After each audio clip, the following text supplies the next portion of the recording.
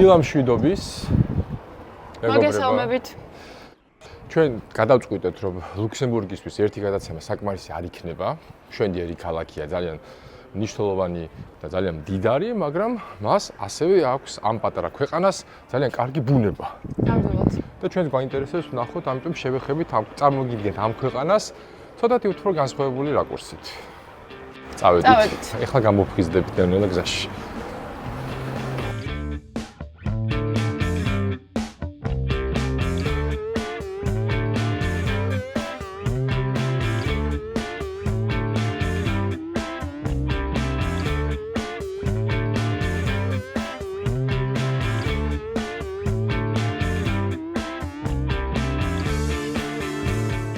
მოვედით მულერთალის ეროვნულ პარკში, რომელიც გამოირჩევა თავისი ბუნებით, თავისი სილამაზით და ამ ადგილს პატარა შვეიცარიასაც კი უწოდებენ. თქვენ წარმოიდგინეთ, რომ აქ არსებული ბილიკები მთლიანობაში 112 კილომეტრს შეიცავს და არის სამი ვარიანტი, სამი ბილიკი. არის ორი შედარებით რთული და ერთი მარტივი. სამწუხაროდ დღეს არც ერთი ბილიკის სრულად გავლის საშუალება არ გვაქვს დროიდან გამომდინარე, მაგრამ ერთ-ერთი ბილიკის ნაწილს ვნახავთ აუცილებლად, რაც ჩვენ ვიფიქრეთ, რომ ყველაზე საინტერესო იქნებოდა. აქედანვე იწყება ბილიკი და წავედით ახლა ვნახოთ რა ხდება.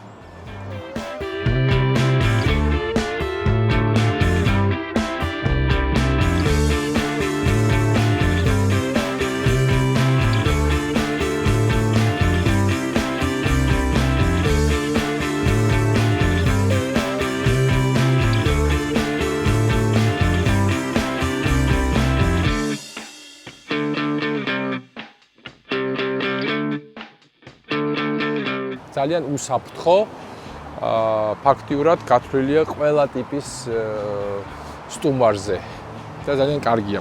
მსგავს ინფრასტრუქტურა არჩევ არ გვეწევა საქართველოში და ბუნებას ხდის ხელმისაწვდომს და კარგია ეს ყველაფერი.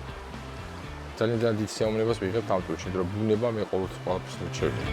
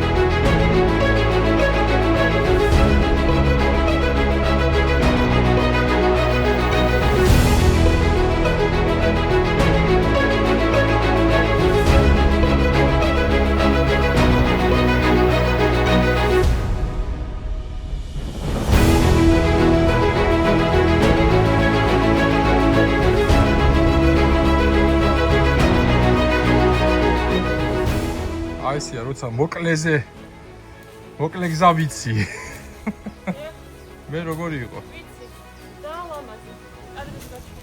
მე ძალიან ლამაზი გზა გავიარე. ძალიან კარგი, ორმაგი კადრები გექნა. ჰერინგერბურგის მბრძანებელი მობრძანებულა. აუ, რა ლამაზი შესასვლელია.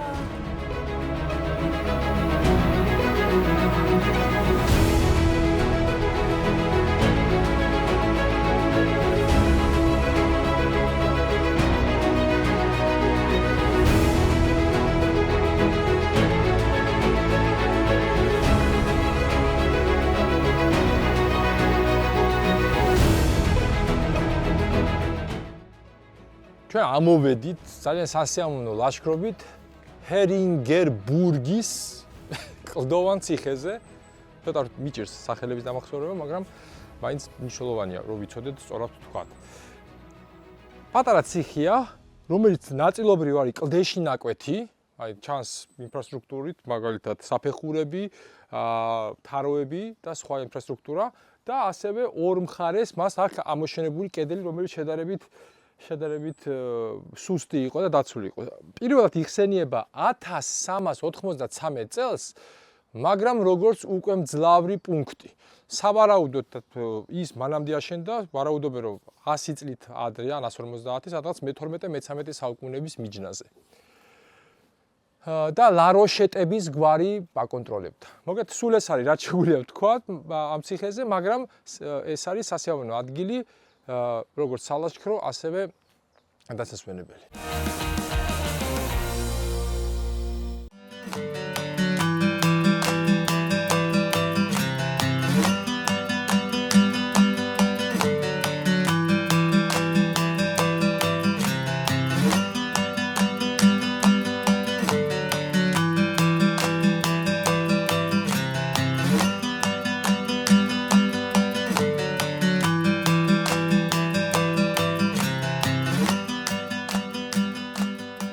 მოვედით შემდეგ სანახავ ადგილას, ეს არის ბუფოს ციხესიმაგრე, რომელიც აქ არსებობდა მე-11 საუკუნიდან. რასაკვირველია, მე-11 საუკუნეში შენობა სხვანაირად გამოიყურებოდა, იყო უფრო პატარა და უფრო მცირე ზომის, მაგრამ მას შემდეგ ნელ-ნელა ყოველ საუკუნეში თითო ორი შენობა შემატეს და დღეობით გამოიყურება ასე.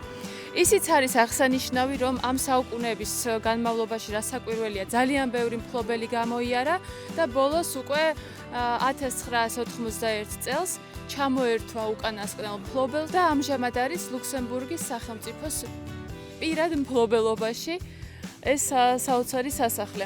უშუალოდ არქიტექტურაც ძალიან საინტერესო არის და ამასთან დაკავშირებით ალექსანდრე მოგვიყვება ძალიან საინტერესო ამბებს შიგნიდან უკვე. წავედით.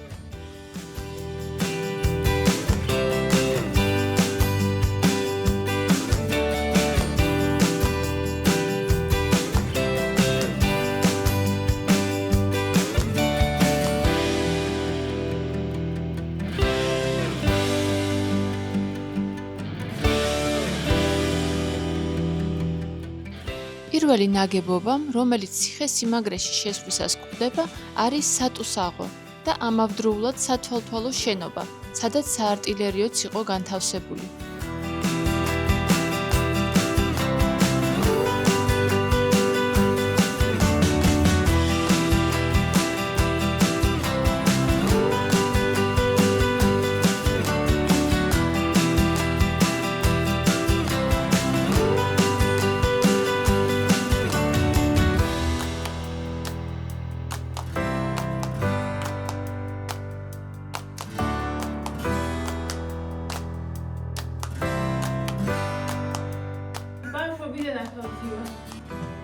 აი, დავეთ საცალია გასახმელი. ანუ ეს იყო დილეგის შესასვლელის ზევიდან, ან საკონტროლებული ქვევით ჩაკეტილი იქნებოდა. გასაგებია.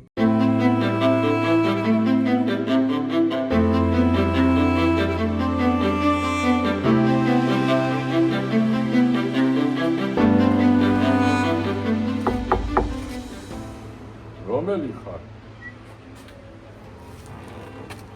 გამარჯობთ გენცულ. თქვენ ციხეში? წამოდით, დაგათვალიერე. მოვზანდით. მასპინძელ მომბექი.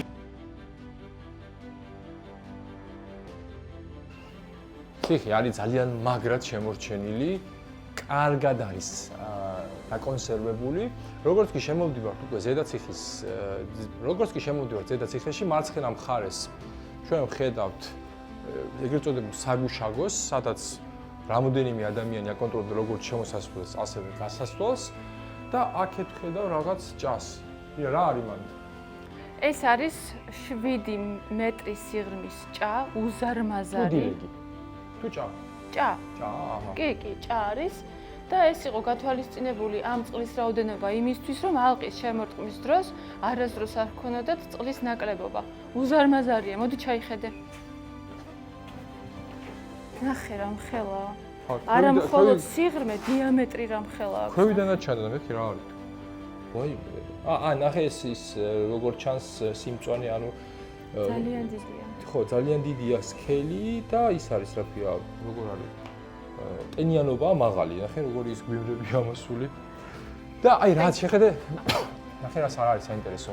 აი ეს დაბლა ნაწილი არის სავარაუდოდ მე-11 მე-16 საუკუნეში, როდესაც აი ციხესიმაგრეები როგორც იყო სტანდარტული და მე როგორც წავიკითხეთ ბარონმა ფონ ბეკმა, იოჰანეს ფონ ბეკი, სიმართლე გითხრათ არ ვიცი ვინ არის, მაგრამ რა თქმა უნდა მემზადებით ამოვიკითხეთ ინფორმაცია.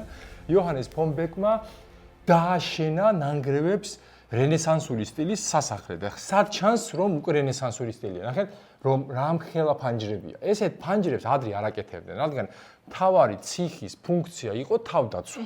და შემდეგ უკვე მე-16 მე-17 სილამაზის დაკეთება. ნაკლებად ესთეტიკურობა ქონდა და შემდეგ უკვე მე-17 მე-18 მე-19 საუკუნეების ციხეებს უკვე ხედავთ ფართო ვიტრაჟულ შემოსასვლელებს, არკებს, ფანჯრებს და კოშკებს, რომელიცაც ხშირად არ ქონდა რეალური ფუნქცია, მას უფრო ქონდა ალბათ უფრო დეკორატიული და სილამაზის ფუნქცია, ვიდრე თავდაცვითი. აი სწორედ აი რაც უფრო ზევით ავალთ, უფრო ხედავთ ჩვენ რენესანსულ არქიტექტურის შემოქმედებას, აი რაც თავიდანვე ჩანდა, როგორც კი გადმოუხვიეთ ციხისკენ. მობრძანდით უნდა გაჩვენოთ ჩვენი სამზარეულო. აი ასეთი არაჩვეულებრივი დიდი ფართია. აქ იყო ბუხარი. აქედან უკვე კერძებს რომ დავამზადებთ ხოლმე. გადაგვაქვს. მობრძანდით სულ შეიძლება?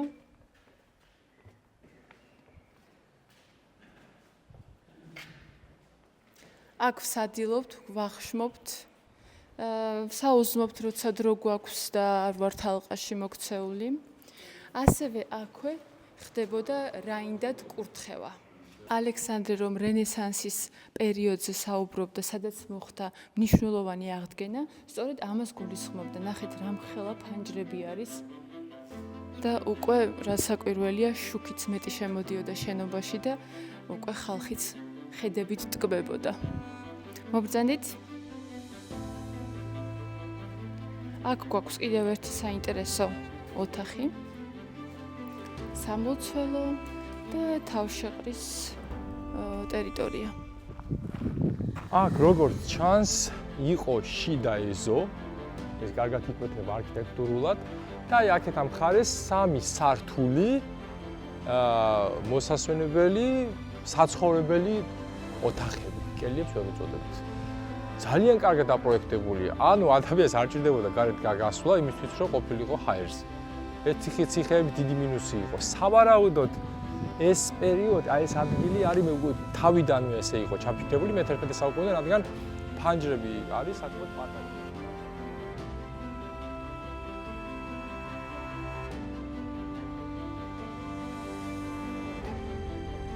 ხიდან რომ გამომდივართ, ხედავთ შედარებით ახალ ნაგებობებს. ეს არის უკვე მე-19 მე-20 საუკუნეში აშენებულს გავს და 1928 წელს ედმონდ ლინკელსი იყო ესეთი საკმაოდ შეძლებული ადამიანი, მან შეისყიდა ციხე, რომელსაც უკვე ქონდა კულტურული მემკვიდრეობის სტატუსი და გააკეთა გარკვეული ინფრასტრუქტურული პროექტები და უკვე მაშინ ციხემ დაიწყო ტურისტების მიღება. ეს გრძელდებოდა, როგორც ვთქვით, 1991 წლამდე, ვიდრე ის არ გახდებოდა სახელმწიფოს ნაწილი.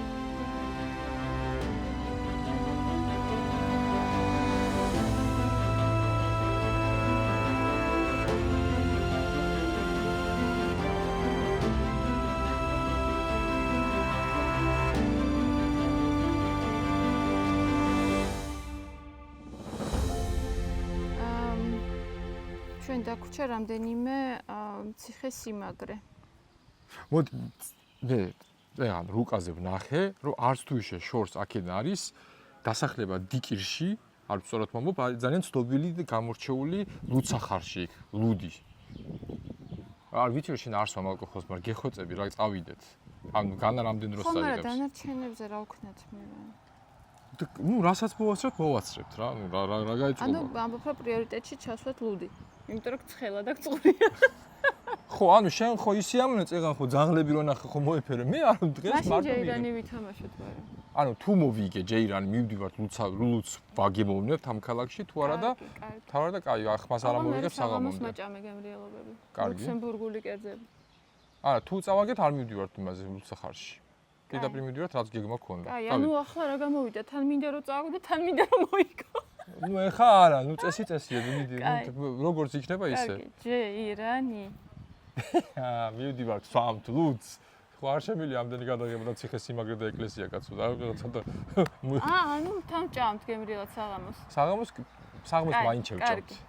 კარგი, არა, გემრიელად. ნახე, ეს ამ შემთხვევაში წაგება ჯეირანში შენთვის იყოს სასარგებლო. კარგი, ნახვამდის.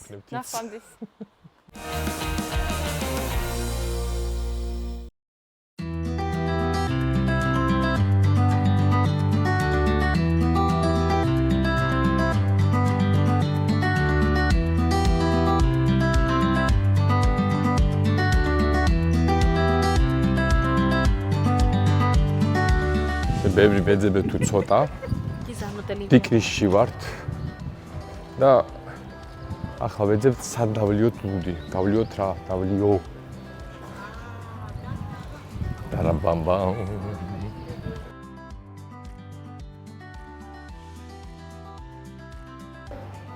გაგვიმარჯოს.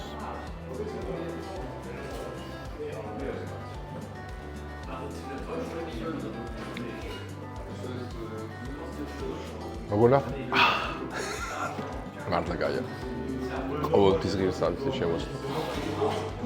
I'm happy. sorry. ძალიან ბედნიერი ვარ, მადლობა. მადლობა რომ მომეც საშუალება ჯეირანო დამელია ლუდი. დიკირხის ლუდი არის ლუქსემბურგული ღია ფერის ლაგერი, რომლის მომზადების დროს აქცენტი კეთდება ლუქსემბურგის მწვანე ბორცვებიდან მომდინარე წყაროს წყალზე და მის ბუნებრივ მოხარშვაზე.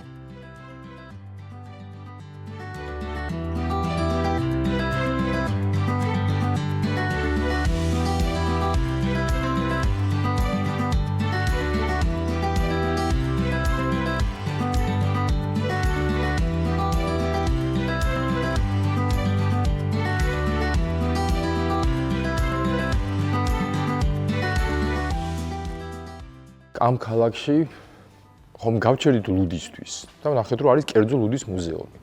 მოვედით ამ მუზეუმში და აღმოჩნდა რომ თურმე ამ ადამიანს ვისაც აქვს ეს მუზეუმი თურმე ფლობს აი ამ ყველაფერს და ესეც სამუზეუმო ექსპონატებად აქვს გამოფენილი და მოხვდით ირას 64-ში, იმიტომ დადის ახლა ბედნიერი და არ იცის რა ქნას.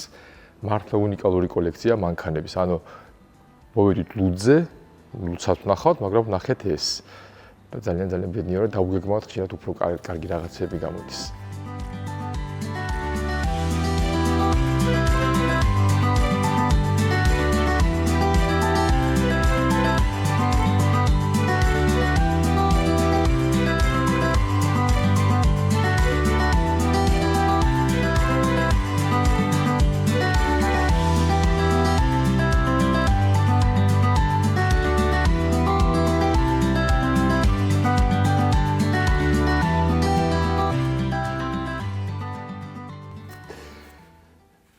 დიკერშის ლუდის მუზეუმი დაწყებული, რა ვიცი, წარმოების პირველი დღიდან ყველაფერია. ნუ ტექნოლოგია, ახსნა, ბოთლის ტიპი, ყველანაირი პრიზი რაც მიუღიათ. და რაც საინტერესოა, რომ ეს ყველაფერი გაკეთებული აქვს ამ ლუდის ძალიან დიდ მოყვარულ ადგილობრივ ადამიანს. და ქარხანაში გვითხრეს, რომ საერთოდ კავშირი არ აქვს მათთან.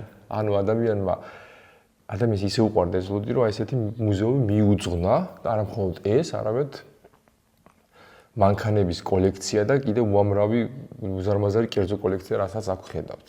ასე რომ ეს ძალიან კარგია, მე მიყვარს ესეთი ადამიანები, ვინც ძალიან კარგ კოლექციას აგროვებენ და მე აჩვენებენ სხვებს. ასე რომ ვინც მოხვდებით ლუქსემბურგში, აუცილებლად მობრძანდებით დიკირში და ნახავთ ამ მუზეუმს და დაგეოვნებთ გემრიელ ლუდს და ნახავთ ფანტასტიკურ მანქანებს.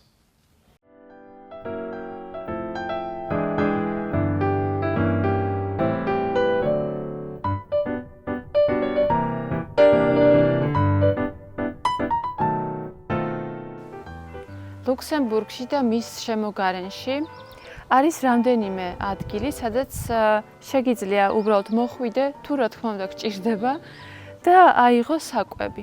ეს არის ეგრეთ წოდებული food sharing station, ანუ ადგილი, სადაც შეგიძლია გაუზიარო და ასევე აიღო შენ თვითონ საკვები. ძირითადად, როგორც ახლა აგვიხსნეს, ამით დასაქმებული არის 700 ადამიანი მთელს ქვეყანაში და მათ რეგულარულად მოაქვთ საკვები მაღაზიებიდან ან სახლიდან. მაღაზიებიდან ძირითადი საკვები, რომელიც დაუშვათ ერთ-ორ დღეში უკვე ფუჭდება და მაინც გადასაყრელია. ამიტომ შეგვიძლია შევიდეთ და ვნახოთ. მე მგონი ეს ძალიან კარგი იდეა არის. მე სხვათა შორის ხშირად მინახავს საქართველოში დიდი მარკეტებიდან გამოტანილი ყველანაირი პროდუქტი ხილით და ბოსტნეულის ჩათვლით, რომელსაც უბრალოდ ყრიან ნაგავში. მაცივარიც არის. ამ მაცივარში შეგიძლიათ ნახოთ ყველანაირი სწრაფად ფუჭებადი ყველიც კი არის, ნახე. ძალიან მაგარია, ძალიან მომეწონა ეს იდეა. და აქ უკვე სხვა პროდუქტი, ამჯერად ეს არის ბანანი. ახლა უკვე საღამო არის, 7:30-ია და როგორც გვითხრეს, ძირითადი ნაწილი უკვე გატანილია, წაღებულია და ეს არის რაც დარჩა. თუმცა ხვალ რა თქმა უნდა მოვლენ და შეავსებენ ამ ყველაფერს.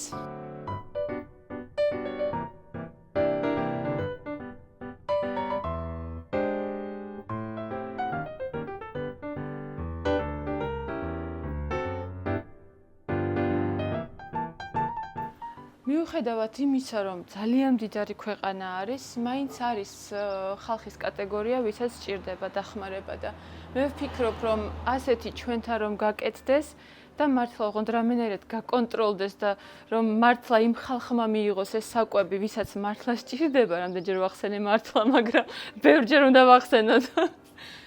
მე მგონი ძალიან კარგი იქნება თუ ვინმე ამას ითავებს და გააკეთებს. რადგან ალექსანდრემ დღეს ჯეირანში წააგო, დადგა საღამო და ჩემთვის დღის ყველაზე საყვარელი დრო, ვახშამი, როდესაც რამე ლუქსემბურგული კერძი უნდა დავაგემოვნოთ. მეგობრებმა გვირჩიეს ერთი საოცარი ადგილი ლუქსემბურგში, მუზელი, რომელიც უგემრიელესი სამზარეულოთა და ადგილობრივი ლუდით გამოირჩევა.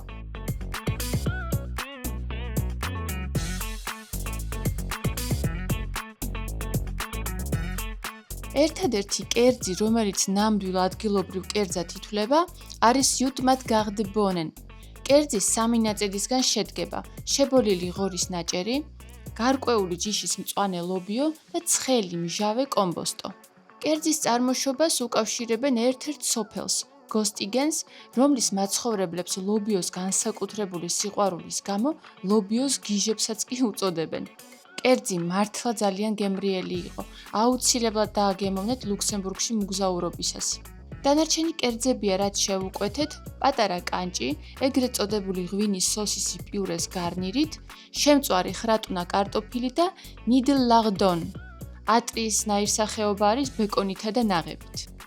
ასე გემრიელად ვემშვიდობებით ლუქსემბურგს და ერთ თვიანი შესვენების შემდეგ დაგიბრუნდებით საინტერესო ამბებით საფრანგეთიდან.